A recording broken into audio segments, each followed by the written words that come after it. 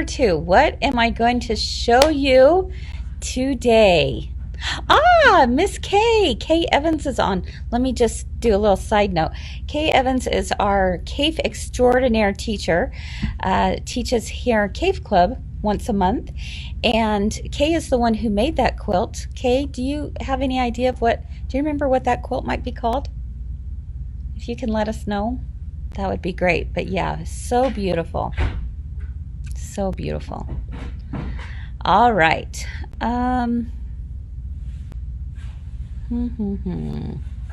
Just trying to quickly go through if I haven't answered something.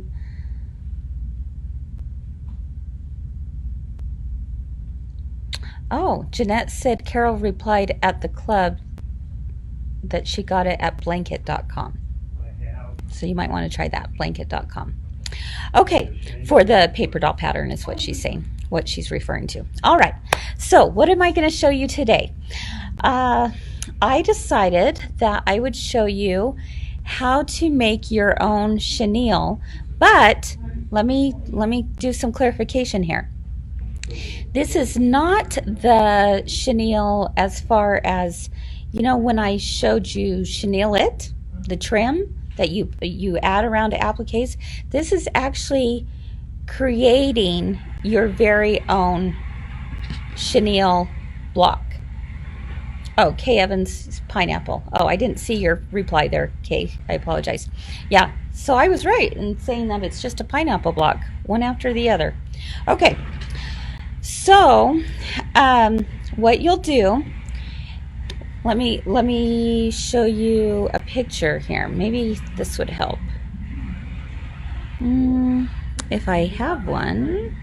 I thought I had one. Okay, sorry. Let me just look at something really quick. How are we doing today? Oh my goodness. I don't know where I put that picture. Well, I'll find it later. Okay, so I'm going to show you, if you were to take 4 layers of fabric, you could make a chenille blanket. All right, it's going to be fluffy and fuzzy and so warm and so super cute that it would be a lot of fun. Now, it's 4 layers of fabric, so you know it's going to be a little bit heavier, but the nice thing about it is that you don't have batting in it. Okay, I'm trying to do like 3 things at once here. Sorry. So you don't have batting in it. 4 layers of fabric is what it takes, and the idea behind it is that you cut the first 3 layers of fabric, but you keep the last layer intact. Okay.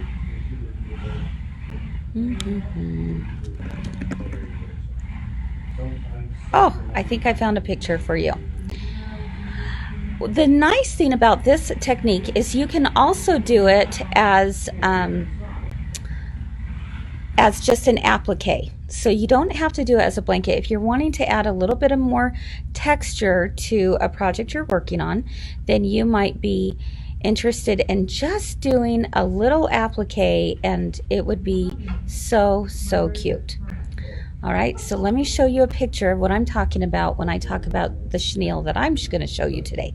This is a baby blanket. It's just a little receiving blanket, and it consists of 4 layers of fabric. You can see on one side it is all one pattern, and then on the other side you have the chenille that is fuzzy and so fun and fluffy, and it actually gets softer as you wash it, which is even more fun, and it gets fuzzier. Isn't that beautiful? So if you've never made it before, I want to show you a quick tutorial on how to do it, because it really is easy and it's a lot of fun. The one thing I will say though is that it's a little time consuming to do it. Now, for those of you who have embroidery machines, the embroidery machine will take care of it, as long as you have a dedicated pattern that's made for chenille. Obviously, Kimberbell has a lot of chenille, you know, designs, okay? But if you're wanting to make an entire blanket that way, then this is how you do it. The other thing that I love doing it with is pillows. If I want like just a throw pillow on my couch that is chenille, and it gives just a beautiful texture to it, I'll just chenille a piece of fabric, 18 inches square, and I have a really beautiful piece of, fabric piece that I've created myself. Okay, so let's go ahead and see how this is done. Let me move my screen here for just a minute. All right. So you're going to start out with 4 layers of fabric, as I mentioned, 1, 2, 3, 4. The bottom layer has to have the right side facing down, okay? Bottom layer, right side facing down, because that's going to show on the back. The other 3 layers are right side facing up. Right side facing up. So I'm putting one on top of the other, all right, just like that. And I have 4 layers of fabric now. 1 that's right side down, 3 that are right side up. Now, the question might be, do you have to keep with all the same colors? And the answer is no. You do not have to keep with all the same colors. This one I'm keeping all the same, but you could certainly do different colors and have it, really, stand out, really make a statement with like a rainbow effect. But I'm just keeping with the same colors on this one. And what you'll do is you'll sew channels all the way down about 3/8 to ½ an inch apart. All right. So let me take you over to the sewing machine and I'll show you what I mean when I say that. Let's see. I am working on the Janome 4300 today. And what I have is my needle just in the center position. No big deal. And I'll put my presser foot down and I'm going to go straight from corner to corner. I could go across, it doesn't matter, but this is where I'm going to start mine.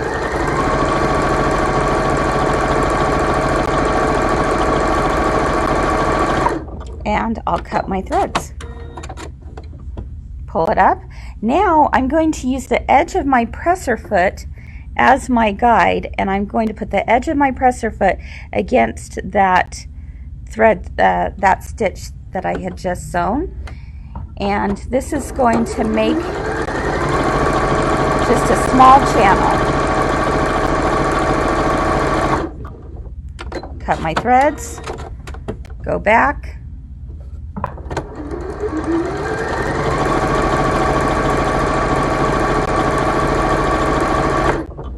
cut my threads, go back. Okay, now another thing I could do is if I went all the way down here,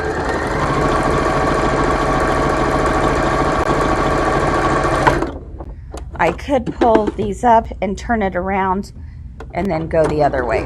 So it's totally up to you, okay? Completely up to you. I'm gonna go ahead and cut my threads right there so I can show it to you.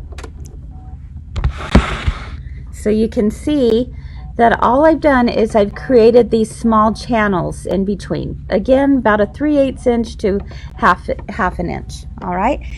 And you're going to do that, let's grab this. You're going to do that all the way down over your entire piece of fabric, okay, until the whole thing is covered. So what I will say is that it is, it's a little time consuming. This is when you turn on a great movie, okay? Turn on your Netflix, whatever it is. Have your beverage of choice, your peanut M&Ms, and you just enjoy the process of sewing and doing mindless sewing. This is mindless sewing, my friends. There's really no thought into it other than you just keep sewing those channels one after another. So this is when you go to your happy place and to your Zen moment and you don't think about how much more you have to do. All right? Okay. So now the fun part comes in is where you have to cut down each of the channels. All right, so let me share with you a couple tips on this. The idea is you are keeping the bottom piece intact and you are only cutting through the top 3 layers. Okay, that's really important. Bottom piece intact, only cut through the top 3 layers. And so to do that, you could use a pair of scissors, which I don't have right in front of me, but that's okay. You could grab a pair of scissors and you would just trim. Just cut down, boom, boom, boom, all the way down. All right. Susan says we call it meditation sewing. There you go, meditation sewing. I like that, Susan. So you're going to trim all the way down just through the top 3 layers. Don't cut the bottom layer. You'll be really sorry. Okay. So you could use scissors, but there's another wonderful little tool. Of course, there's so many great tools out there. And this one I wanted to show you today is called the 2-in-1 Rotary and Chenille, what do they call it? Chenille, oh my goodness, slash. How could I miss slash? Slash cutter, okay? 2-in-1 rotary and chenille slash cutter. And the reason why it's a 2-in-1 is because you could actually take off this protective sheath down there and you have a 28mm blade, all right? But for the chenille, I'm going to keep this protective little sheath on here because when you think about it, this bottom is going to fit along the bottom of your fabric and the blade comes down. The blade is stationary. I know that seems a little different than what we're used to. We're used to seeing a blade go. This is stationary. It stays in place.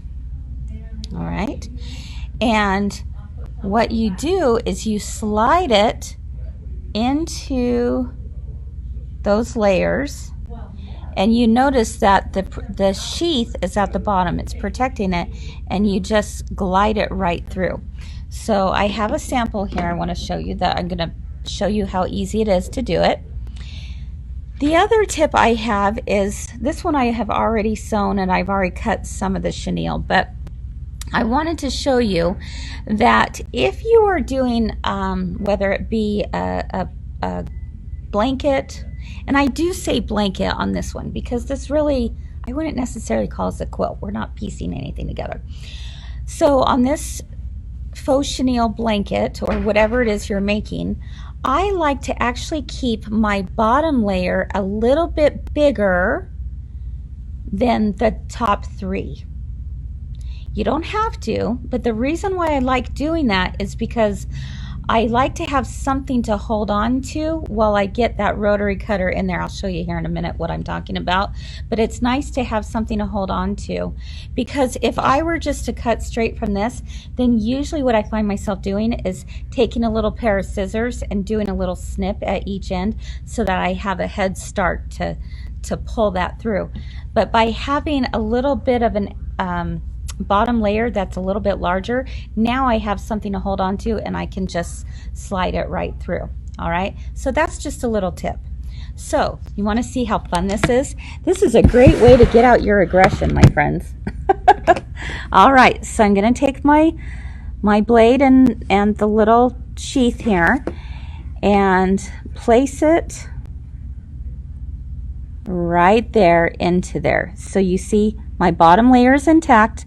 The rotary blade is not going to go through the bottom layer because I have the protective sheath.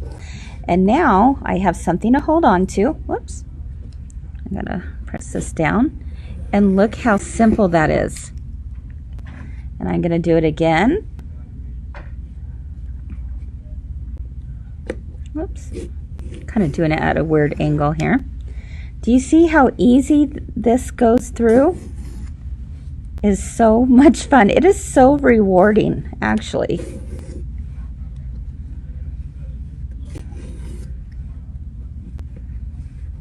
I'm gonna hold on to, you can probably see why I like having that bottom layer there. Look how simple that was. Rather than cutting each one through and trying not to get the bottom layer, that protective sheath just helps you just slide it right through. I absolutely love it. So that is how chenille is done, my friends. So all of those layers, oh, it looks like I missed one here. Let me just pull it right through. All of those layers have now been cut. And now the fun part comes in when I throw this in the washing machine and into the dryer. Oh, all of that just kind of shrivels up. And I'm going to kind of fluff it up with my fingernails right now. If you had an old toothbrush or a chenille brush, that will help too. But even just throwing it in the washer and dryer is going to make it real nice and fuzzy. And there you have some great texture. So the fun thing is you could actually, if you wanted to, I've seen where people have taken panels, okay, panels, and put one panel on top of the other, chenilled it this way, okay, and then the actual picture, so say if it were an elephant panel, for example, the elephant you would still see the elephant, is what I'm saying. You would still see the elephant through that. It's kind of fun. Let's see, Martha asked, did you use flannels? No, this is cotton, but you definitely could use flannels, and flannels will even be fluffier. So, but this is just a piece of cotton. Now, another fun thing is if I were doing this as a blanket, I would do the whole thing and then I would bind it just like normal, and I'd call it good. Remember, you don't have to do any added batting, and you don't have to do any added quilting. It's all done at the same time. But I could also take this small piece that I have now created my own chenille fabric on, and I could cut something out. Okay, so let me see if I can grab some scissors. Hold on. We'll see how good these scissors are, right? So let's say I wanted to do a heart, and I am totally winging this. Oh, that's not too bad. Shocking that I have scissors that actually work. So I'm just eyeballing this heart. Yikes. All right. And you could do a cute flower. You could do, oh, all sorts of things. Be so fun. Oh, that's not too bad. That's a little ski-wampus. All right. And there we have it. Look how fun that is. And now I can applique that onto my project. Isn't that great? So that is how you do your own faux chenille.